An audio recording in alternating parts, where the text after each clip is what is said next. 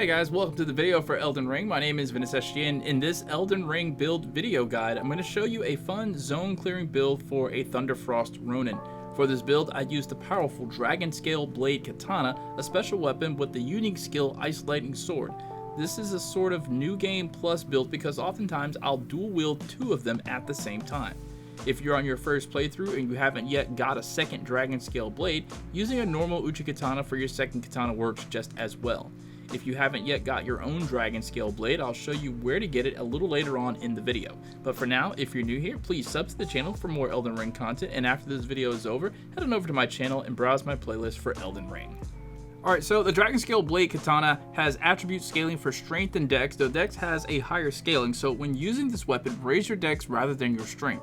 If you're like me and you want that unique skill, the Ice Lightning Sword, to hit harder than normal, you'll want to raise your faith score and also use items that increase lightning damage. Here are my current stats for this build. Alright, so my attribute points for this build, my Vigor or Vigor is going to be at 50. My Mind is going to be at 68, super high up there, so I can have a lot of FP to use my incantations and skills. For Endurance, it's going to be 50, so I can do a lot of dodging. My Strength is going to be a 20, don't really need a whole lot of strength for this build. Dexterity at 65, so I can get the most out of my katana. And then my Intelligence is at 20, don't really need a whole lot of intelligence for this build. Faith, though, is going to be boosted all the way up to 50, and I think that's going to be like the closest soft cap or the highest soft cap, so I can use those lightning incantations as strong as possible. And then my Arcane is at 15, I really don't need Arcane for pretty much anything on this build. Alright, so for the weapons I'm using for this build is going to be the Dragonscale Blade. I have two of them at +9. It has the unique skill Ice Lightning Sword. Call down a bolt of ice lightning into the blade and bring it down upon a foe. The ice lightning effect will persist for a while, about 30 seconds.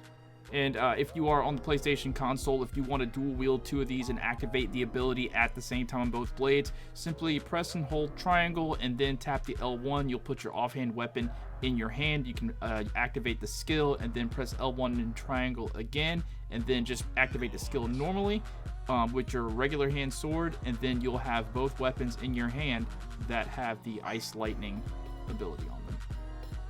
For my finger seal, I'm going to be using the Gravelstone seal. I've got it at +25. Sacred seal made from Gravelstone, thought to be an ancient dragon scale, enhances dragon cult incantations of the royal capital. Basically, lightning incantations and spells do a little bit more damage when you use this thing.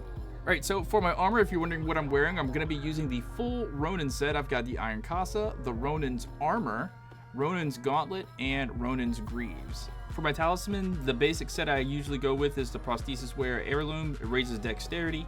Then we've got the Rotten Wing Sword Insignia, which is really good for katanas, greatly raises attack power with successive attacks. And then the Shard of Alexander greatly boosts the attack power of skills to enhance the damage of that Ice Lightning Sword attack. And then Lightning Scorpion Charm raises lightning attack power but lowers damage negation, again to raise lightning damage. Other talismans that I'll use with this build specifically, I'll use this one, the Roar Medallion, enhances roar and breath attacks. And then this one, the Claw Talisman, enhances jump attacks, which is so good when you have two Dragonscale Blades at the same time, both activated, and you hit that jump attack. You can really, really deal damage and ice build up to whatever you're fighting. Alright, so the incantations that I use for this build are these. First, I go with Blessing of the Erdtree. Grant a greater blessing to the caster and nearby allies, gradually restoring a large amount of HP. And then we've got Protection of the Erdtree, increases damage negation for all affinities except physical for both the caster and nearby allies. Hold to continue praying to delay activation. Then we've got Golden Vow, increase attack power and defense for the caster and nearby allies. And then this one, Flame Grant Me Strength, creates an invigorating fire within that enhances physical and fire affinity attack power. For attack spells, the first one I chose is Lightning Spear, summons a lightning spear and hurls it before the caster. Charging causes a lightning bolt to strike the point of impact. And then this one, the most important one, Frozen Lightning Spear, incantation that channels the power of the Dragonkin soldiers, creates a spear of ice lightning and stabs it into the ground from above. On impact, the spear will burst into trails of lightning advancing forwards. And then finally, Ancient Dragon's Lightning Strike, the secret incantation of the capital's ancient dragon cult, summons a red bolt of lightning that scatters and spreads around the surrounding area. Charging enhances the range of the lightning bolt.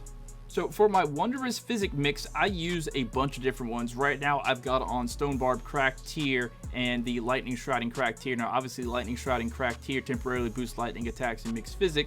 And then we get Stone Barb Cracked Tier. This one temporarily makes stance break easier. Not really too necessary with the double katana build, but I was just testing out to see if it works.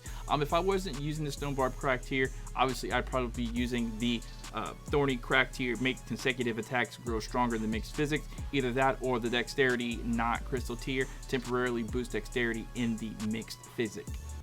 Alright, so if you don't have the Dragonscale Blade Katana, how you get it is by visiting the Lake of Rot and defeating the Dragonkin soldier that sits in the middle of the lake.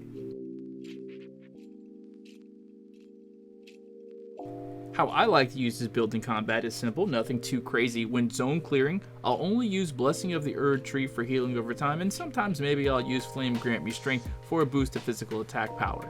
Using dual wield is usually optional no matter how I use this build, but using it dual wield does help with extra damage when dealing consecutive successive attacks. The blade only has frost buildup when the skill is activated, and then it's only a frost buildup of 60 for 45 seconds. To aid with frost buildup, I'll use the Frozen Lightning Spear incantation that also inflicts frost buildup on enemies at a rating of 120. Once an enemy's frostbite meter is filled, it'll last 30 seconds where they take 20% increased damage. For large groups of enemies that I want to affect, I'll use Borealis' Mist, a breath attack that also inflicts frostbite. For an even greater way to both deal damage and frostbite buildup, use 2 Dragonscale blades at the same time and activate the ability on both blades, and then use the dual wield attacks. For boss enemies, I usually buff to the max using Blessing of the Erd Tree, Golden Vow for increased attack and defense, Protection of the Erd Tree for increased affinity damage negation, and Flame Grant Me Strength. Only one sword for bosses, mostly so I can have my incantation hand free to find ways to use Ancient Dragon's Lightning Strike. With boosted faith and items to raise lightning damage, this incantation is a boss killer, draining boss health bars, so much so that it allows room for a few agile strikes of the Dragonscale blade, and if time permits, a use of the Ice Lightning sword skill to build up frostbite. Using Mimic Tier for this build is also a great way to build up frostbite in boss enemies without much risk, either by naturally allowing the Mimic Tier to use its abilities on the boss, or using Frozen Lightning on the boss while it's busy with the Mimic Tier. For some bosses, even using activated dual-wield Dragonscale blades is a viable way to build up frostbite. Alright guys, and that's going to be it for this build video guide. If it was helpful to you, please drop a like. Thank you guys so much for watching, and I'll catch you later. Peace out.